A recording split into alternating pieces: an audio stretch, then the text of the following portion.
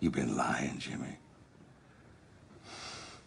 The smell of cat's piss in this room is so bad, I want to burn down the fucking building. I'm nervous, sir. I'm always nervous around you. Nervousness don't cause that. Lying causes cat piss smell. Hey guys, it's Greg.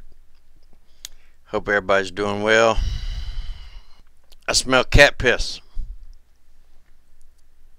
Yes, I smell cat piss. Bad. We're going to go through this video. I'm going to do a little commentary on it. Hopefully this will stay up. So, alright guys. See you on the other side. Was there a part of you that was like, this isn't real, this would not happen in my school? No, there wasn't. Why so? It's been happening everywhere. I've always kind of felt like eventually it was going to happen here too. So, I don't know. I wasn't surprised, I was just scared. Eventually, this time was 93 days. That's how long it has been since 17 people were killed at Marjorie Stoneman Douglas High School in Parkland, Florida. Today at Santa Fe High School, at about 30 miles outside of Houston, Texas, 9 students and 1 teacher were killed and another 10 people injured after a shooter opened fire. The suspected shooter is a 17-year-old high school junior who police say was armed with a shotgun and a .38 revolver. Tonight, he is in solitary confinement and charged with capital murder. Law enforcement say they found 4 pipe bombs in the school and other explosive devices in a car and the suspected shooter's house. Texas Governor Greg Abbott said at a press conference today that there were no red flag warnings. That was not true. On the suspect's computer and cell phone, law enforcement found his plans to commit the shooting and then kill himself. 16-year-old Rome Schubert survived being shot in the head this morning and is recovering tonight at his home with his family. I smell cat piss. Okay, first of all, let me say this. I am not bullying this boy. This has nothing to do with bullying. This has to do with observation. I'm observing his behavior. His behavior does not seem normal to me for someone that has been shot in the head. I mean, if he shot the back of his head off and he put it back on, would we expect him to act like this? The bullet left an exit wound that you cannot see, and I don't care how clean a bandage you put on there during that interview, it's gonna bleed. I'm sure they put stitches on it, but it's still going to bleed. It's going to leak. Alright, the head wound, why do we not see the entrance wound? Nobody shows the entrance wound. Alright, with that said, well, first of all, from where he's saying that the doctor said that if it had been this much closer, he would have been paralyzed. That means it would have hit his cortex. That means that it went through his brain. So there's no brain damage. Doesn't seem to be. But let's put that aside. I want you to observe his behavior. Remember what I've told you before? How in psychology, anyone that seems to look down and to the left, they're creating a story. If they look straight ahead, then they're going by a story they've already somewhat made up, but they can't look the person in the eye. He never looks Jennings in the eye and tells this story. He can't do that. It's it's just a natural thing that, especially with a 16-year-old, he doesn't know how to lie yet. Not well enough to convince someone. So it looks like they grabbed the wrong person for the catastrophe Thespian. He should have been the understudy or the understudy. Because I haven't seen another word about Rome Sherbert. Haven't heard another word about him. I don't think he's going to be the one to come out of this as the hero. I think it's going to be Paige Curry. But anyway, just observe his behavior. Watch him turn his neck. Lord have mercy. Can you imagine the pain? That would hurt like hell, turning your neck. And then he bobbles his head up and down when he's talking about the baseball team. You know, and he kind of tenses up and stretches a little bit like, you know, we're stout, we're strong. He wouldn't be able to do that.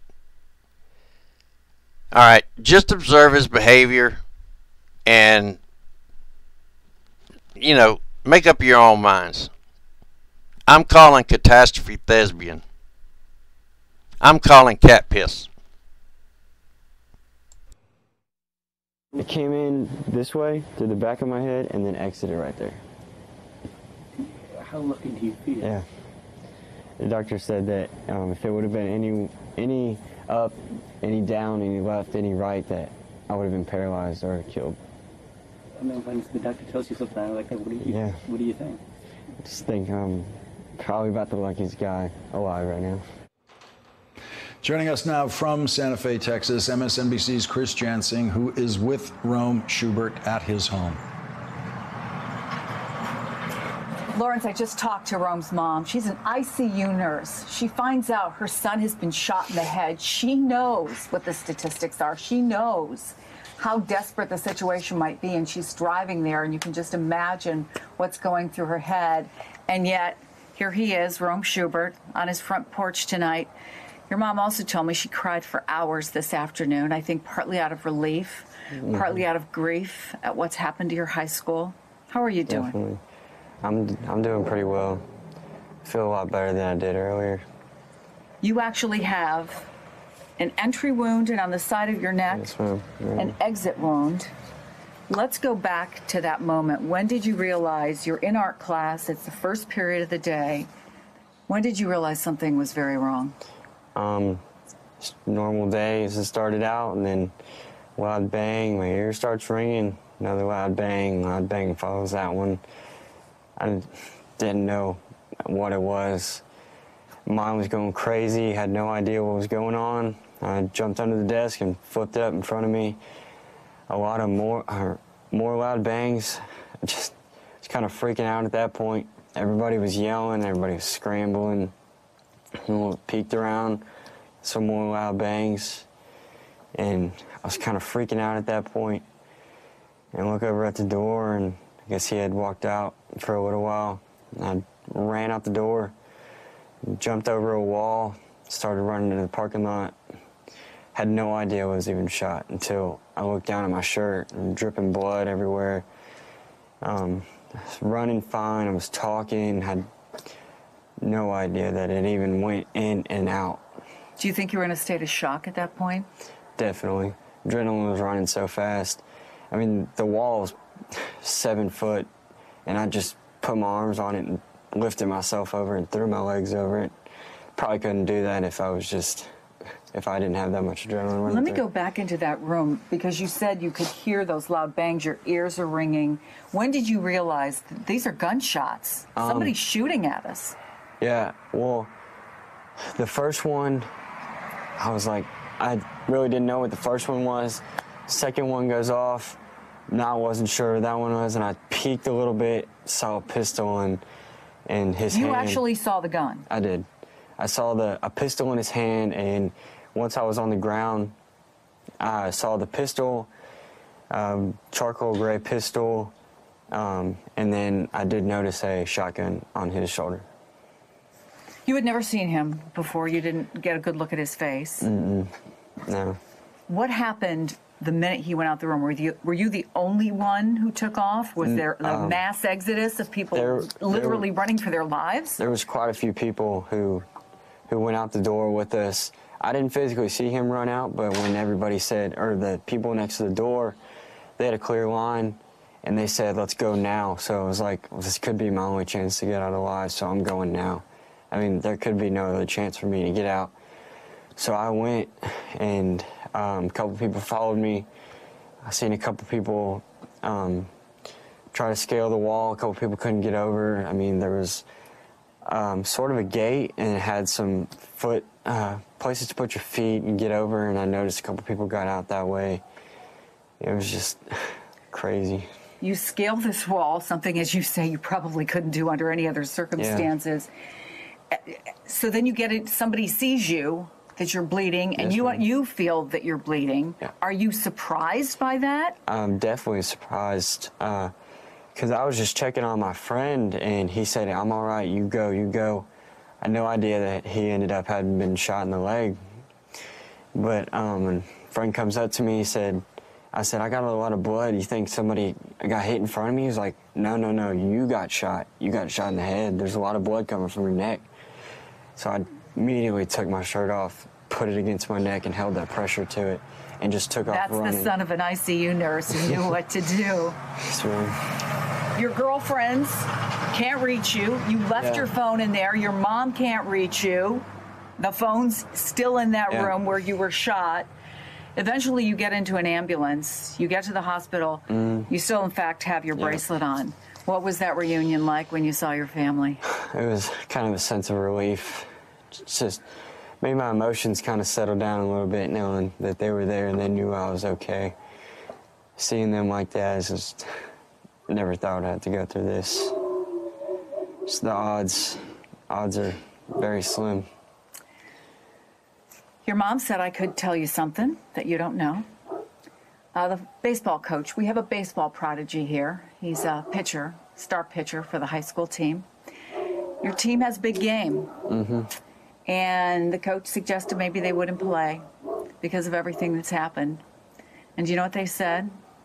We're playing this game for Rome, and we're going to show the world that we're not going to let a shooter stop us. I like to hear that, definitely. I definitely wanted them to keep playing this series. I wouldn't want something to stop them like this, come back stronger than ever. Just build off of this and just grind everybody into the ground and just show them that we're way stronger than this. What's next for you? Will you be able to sleep tonight, do you think? Yeah, I'm pretty tired right now. And might be a little different sleeping tonight. Might have to sit up a little bit straighter, but definitely just glad that I'm here. The doctor said that much, and it could have been really bad. If the bullet would have been anywhere up, down, diagonal, side to side, that I could have been paralyzed or killed. Well, we are glad you are here. You are safe. We're going to be rooting for your team. Rome, thank you so much. Thank you. We do appreciate you taking the time. All right, guys. The kid's movement seems completely unnatural to me. I don't see him moving as if he's been shot in the head and exiting right here. I mean, there's a lot.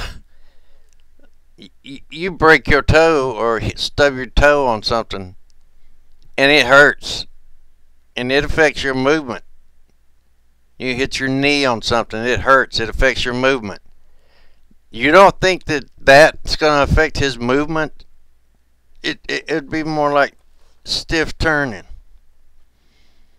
You know, not this. Even if he does do it a little slow, you wouldn't do that. That would hurt like hell.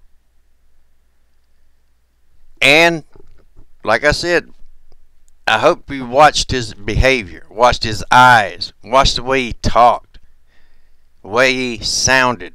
Like he sounded like he's making the story up.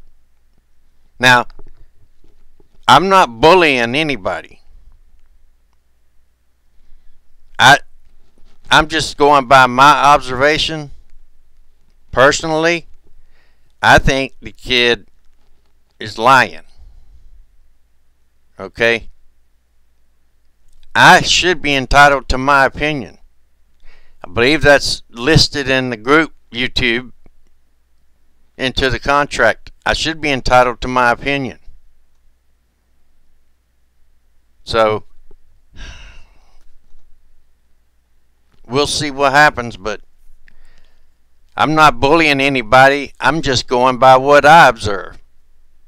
You know? How is that any different than somebody doesn't like Taylor Swift, so they put all kind of bad comments regarding Taylor Swift? You know, Taylor Swift sucks, this and that and this and that. They make videos about how she sucks. If you're going to do that, if you're going to take this one down, then play fair. Be by the rules. Take everything down that criticizes anything. Otherwise, you're a hypocrite. Alright, guys. As usual, have a good one. Please be good to everyone else. Take care.